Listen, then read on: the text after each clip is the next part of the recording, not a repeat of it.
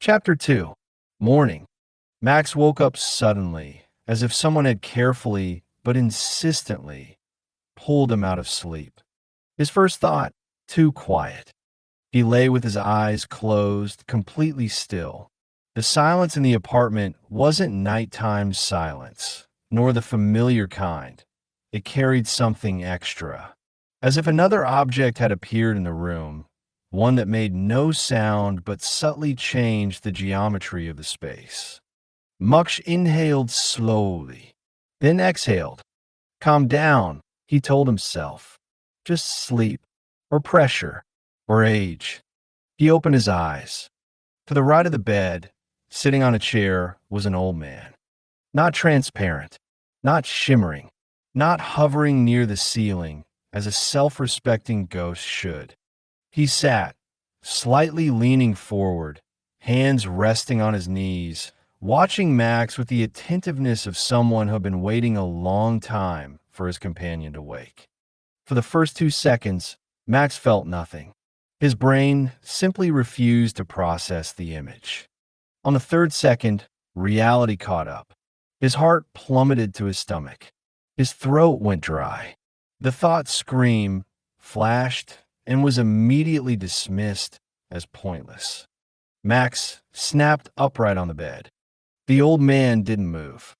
No, Max said aloud. No, no, no. He squeezed his eyes shut so hard that red spots flickered before them. It's a dream. Residue from yesterday's séance. His brain playing a joke. He opened his eyes. The old man was still there. All right, Max exhaled. Hallucination, then. He glanced around the room, almost automatically, as if seeking confirmation that everything else was in place. Desk, laptop, mug, stack of books. All as usual. Too usual. Will auditory hallucinations follow? He asked the void. Or the full package right away? The old man raised his eyebrows slightly. Good morning. The voice didn't come from the room. It came from inside his head. Max jumped so hard the blanket slid to the floor. Excellent, he whispered. Now telepathy too. He sprang out of bed and stepped back, pressing his back to the wall. His thoughts scattered. Stroke? Psychosis? Call someone? And if this is forever? He began, then faltered. The English words got stuck somewhere between brain and tongue. 6 years of Duolingo, green birds, streaks, and now it all seemed theoretical. You who? He finally spat out. Who are you? The old man frowned. You speak strangely. Thanks, Max muttered. I tried. He suddenly realized that comprehension came in fits, not like normal speech, more like a meaning being forced through the narrow neck of a bottle. Something was lost, something distorted. Wait, Max said, raising his hand. Slowly. Please. Very slowly. The old man sighed, clearly annoyed. I'm not used to this, came the voice inside Max's head. Usually people do not resist understanding. I'm not used to it either, Max said. Ghosts. And English at 7 a.m. The old man fell silent. Then, as if making a decision, slowed down. Thoughts came more clearly, in distinct blocks. My name is John. John Davison Rockefeller. Muk swallowed. No, he said softly. It can't be. He laughed, nervously, briefly. That's a diagnosis. A very specific one. With historical tilt. You invited me, the voice reminded him. Muksh frosh. Yesterday evening resurfaced. The candle, the round table, the silly questions, the name thrown out as a joke. This, he stammered. It was a joke. I do not understand jokes about invitations, came the response. Especially after death. Max sat back on the bed. His legs wouldn't hold him. All right, he said. Fine. Just fine. I'm not insane. Sensible approach, approved the voice. No, not sensible. Desperate, he muttered. He reached for the nightstand. fumbling for his phone with trembling fingers, and unlocked the screen. "Let's test," he muttered. "Say something, and I'll try to record it." "I am not speaking," Rockefeller noted. "I am thinking." Much frosh. He pressed record. Silence. "Damn," he said. "Even my hallucinations are non-standard." He looked at the old man. "Speak." Slowly. One word. Then pause. Rockefeller was clearly displeased, but nodded. "John. John." Max repeated, testing himself. "Rockefeller. Rockefeller." Suddenly, he realized the fear was receding, not disappearing, but giving way to a familiar, working feeling. He was processing, still himself. "All right, John," he said, putting the phone away. "If you're really here, we're going to have a talk a lot." Very slowly. Rockefeller looked at him with the same attention as before. "I have time," he said. "Much more than I expected." Muck smirked weakly. "And it seems my problems are just beginning." Psychological fracture. Once the first words were spoken, Max realized the scariest thing wasn't that a ghost sat in the room. The scariest thing was that he was getting used to it. His brain, that lazy traitor, had already started to adjust, already trying to fit the events into some model. If it's an illusion, a stable one. If a hallucination, a chronic one. Max got up and slowly walked around the room. Each step a test. Floor solid, walls in place, body obeying. He approached the window and drew the curtain aside. Morning was ordinary. Too ordinary. Cars passed. People walked. The world didn't know the billionaire's ghost was in his apartment. Max began, then stopped. His words stumbled. He knew English, but not for this. Not for speaking to the dead. He spoke in short, broken phrases, as if afraid complex structures would collapse en route. "You stay or go?" Rockefeller looked at him as if the question were odd. "I do not know how to go," came the slow reply. "I do not plan to stay." This hit harder than any confession. He hadn't planned to stay. So it wasn't temporary.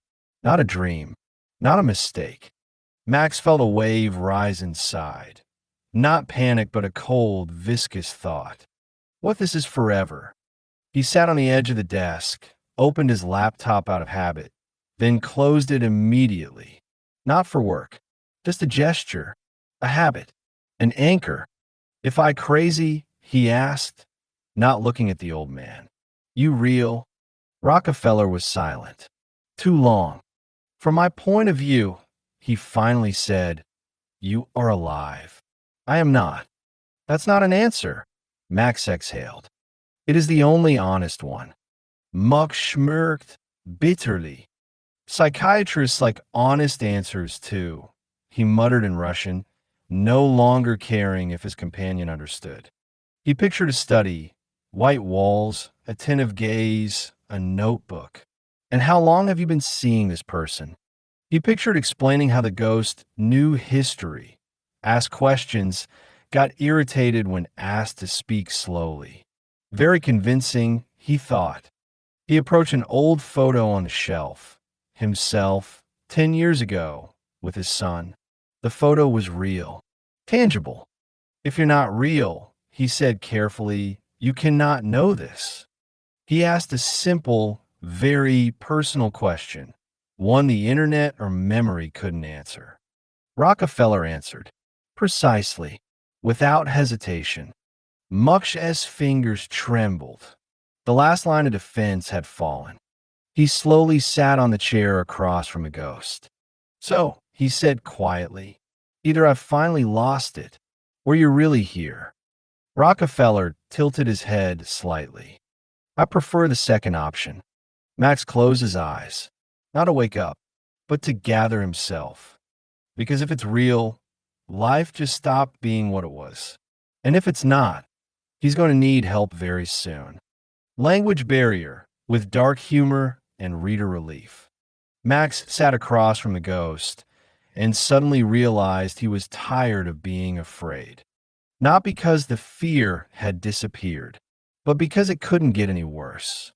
Wait, he said, raising a hand. One important question. He spoke in English, slowly, choosing his words like someone carrying something fragile and afraid to drop the grammar. Do you know Russian? Rockefeller narrowed his eyes. A shadow of a smile flickered in his gaze, almost human. A little, came the reply, laced with lazy irony. Very little. Much tensed. How little? Let me think. Rockefeller paused. Demonstratively. Balalaika. Not bad already. Max nodded. Vodka. Expected. Bear. I am. Medved. He repeated more softly, as if tasting the word. Classic. And Nazdorovi. Max covered his face with his hand. Excellent, he said. Just excellent.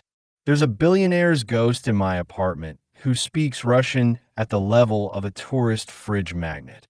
I believe this covers most situations, Rockefeller noted calmly. Much left. Briefly. Nervously. All right, he said. Then this is how it goes. We speak English. Slowly. Very slowly. As if he searched for the word, intellectually damaged. You are not damaged, Rockefeller replied calmly. You are undertrained. Thank you, Max muttered. That's very reassuring. He suddenly realized something else and snorted. Listen, John. Yes. Do you even understand where you are right now? Rockefeller looked around the room, not like a ghost, but like a businessman assessing a space. This is not my house. That's already good. The objects are unfamiliar. This is the 21st century, and you are poor. Max choked on air. Hey, I do not mean it as an insult, Rockefeller clarified. Merely an observation. Max thought for a moment. You know, he said, when a billionaire's ghost calls you poor, it's oddly motivating. Then perhaps this situation is not entirely unfortunate, Rockefeller observed. Max looked at him. For the first time, not with horror, but with suspicion. Don't tell me you came here to teach me how to live. Rockefeller smiled faintly. I came because you invited me. A pause.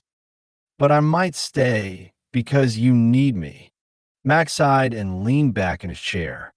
Well, that's it, he said. Definitely a mental institution now. Why? Because I've got Rockefeller in my head offering mentorship. That sounds like a missed opportunity, came the calm reply. Max gave him a long look. All right, John, he said at last. But fair warning. I am listening. If you try to make me sell my apartment and invest in something brilliant, I'm going to start drinking. Vodka? Exactly. Rockefeller smirked. Then we shall avoid that scenario. Max suddenly realized he was no longer thinking about whether he had gone insane. He was thinking about what to do with it. And that was far more dangerous.